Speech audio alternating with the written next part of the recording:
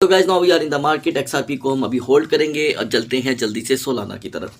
Solana की हमारे पास कुछ दोस्तों की कंप्लेन थी जी कि हमने जब 231 की बाइंग की तो वो 233 पे गया ही नहीं।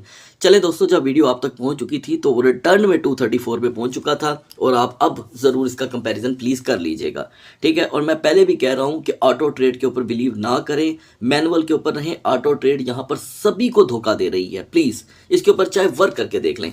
तो अब यहाँ पर दोस्तों मैं देख रहा हूँ कि सोलाना की जो मेजर सपोर्ट थी जो मैंने आपसे शेयर की थी वो थी 224 टू 234.50 और जो की पॉइंट था वो था 229।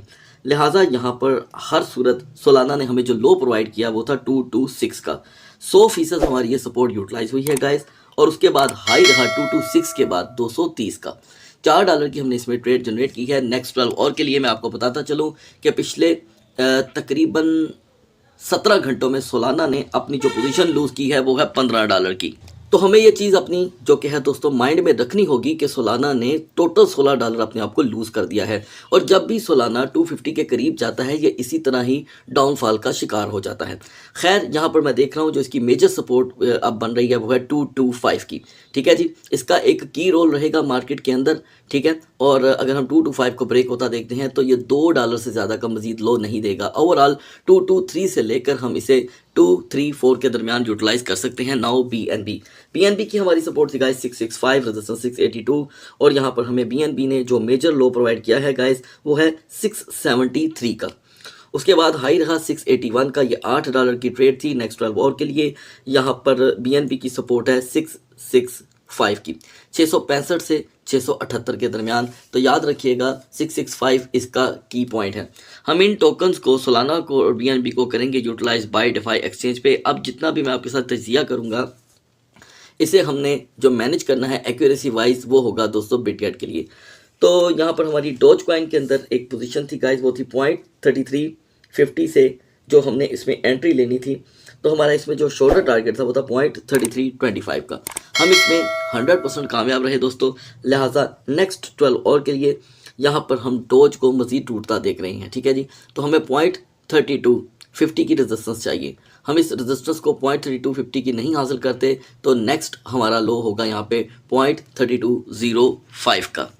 सुई टोकन पिछले 12 घंटों से दोस्तों मुसलसल $4 की सपोर्ट को ग्रैब किए हुए था, लेकिन अब मैं देख रहा हूँ कि इसने $4 को भी यहाँ पर ब्रेक करना शुरू कर दिया है।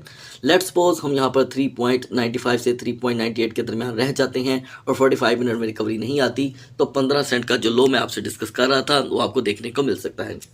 तो आप देख रहे हैं गाइस कि हमारी जो सपोर्ट थी वो पोल्का डॉट में वो थी 6.05 से 6.10। डॉट यहाँ पर अपने ETF की न्यूज़ की वजह से थोड़ा सा हाई रहा, इतना कोई मुझे भी इसके अंदर पंप दिखाई नहीं दे रहा। स्टिल मैं 6.05 और 6.10 को ही प्रेफर करूँ। मौजूदा सेशन में दोस्तों एग्जैक्टली यूनिस्वैप ने हमें वैसी ही ट्रेड प्रोवाइड की है जो मैं आपसे डिस्कस कर रहा था। मिडनाइट में हम $12 के एज पे खड़े थे और आपको बताया गया था कि नेक्स्ट 45 मिनट में ये 12 को कंप्लीट नहीं करता 12.10 से 12.50 पे तो हमें 25 सेंट का लो देखने को मिलेगा। लिहाजा यूनिस्वैप 50 सेंट यहाँ पर ब्रेक हो चुका है दोस्तों, आधा डॉलर।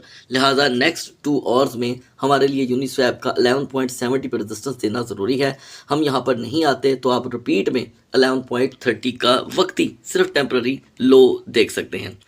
इसके बाद दोस्तों यहाँ पर ट्रम्प टोकन मुसलसल अपनी पोजीशन लूज़ कर रहा है। APT में हमारी ट्रेड कामयाब रही, $8 की इसने सपोर्ट ब्रेक कर दी और इसमें भी 50 सेंट की कमी हो चुकी है। ये काफ़ी बड़ी कमी है कल की निस्बत। टोटल मिलाकर इसमें 0.90 सेंट का लो आया है। एप्टस की सेफ जोन है गाइस 7.75 और यहाँ पर हम इसमें जो डिप मजीद देख सकते हैं वो है 7.35।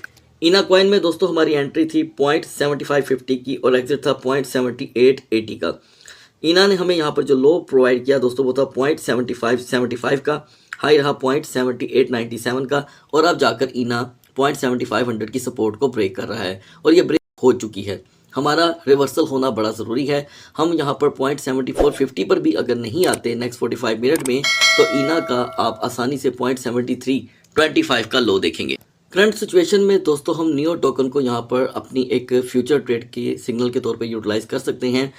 नियो को यहाँ पर दरकार है दोस्तों 15.10 की रेजिस्टेंस, ठीक है, यानी कि ये शॉर्टर साइड की तरफ ज़्यादा बढ़ रहा है। तो यहाँ पर आप 15.10 से 14.90 के दरमियान अगर अपनी कोई पोजीशन एंट्री की बनाते हैं तो ये आपको इजीली 14.70 का टेक प्रॉफिट लेवल देखने को मिल सकता है। और अगर हम यहाँ पर अपने स्टॉप लॉस की बात करें तो हमारा स्टॉप लॉस होगा दोस्तों 15.45 से 15.60 और 5 से 10x की लेवरेज के साथ हम इसे यूटिलाइज करेंगे। बाय डिफा एक्सचेंज पे बढ़ते हैं बीटीसी और इथेरियम के कैंडल चार्ट की तरफ। बीटीसी कंटिन्यूसली दोस्तों अपना कॉन्फिडेंस लेवल जो है वो खो रहा है। आप देख सकते हैं कि हम मिडनाइट में 1,02,550 पे थे, 550 पे, और मॉर्निंग में हमने 1,01,600 का लो देखा। मेरी जानिब से जो आपको प्रेडिक्शन थी वो यही थी कि 1,02,800 इज़ द वीकर जोन और इसके नीचे रहते हुए मार्केट आपको कभी भी ट्रेड नहीं दे सकती। ऐसा ही हुआ, मार्केट एक बार भी अपनी सेफ जोन में एंटर नहीं हुई। अभी भी मार्केट की जो सेफ जोन है वो है दोस्तों 1,03,500 टू 1,04,000। तो हम उससे इतने दूर हैं कि अगर मार्केट में वॉल्यूम आता भी है तो यही हमारी प्राइस रिजेक्शन लेवल रहेगा जो मैंने स्टार्ट में आपको बताया था, प्लीज़ उसे देख लीजिएगा। अभी हम यहाँ पर देख रहे हैं दोस्तों कि दूसरा दिन है, बीटीसी का डाउन मोमेंटम शुरू हो चुका है और ये स्ट्रॉन्ग हो रहा है।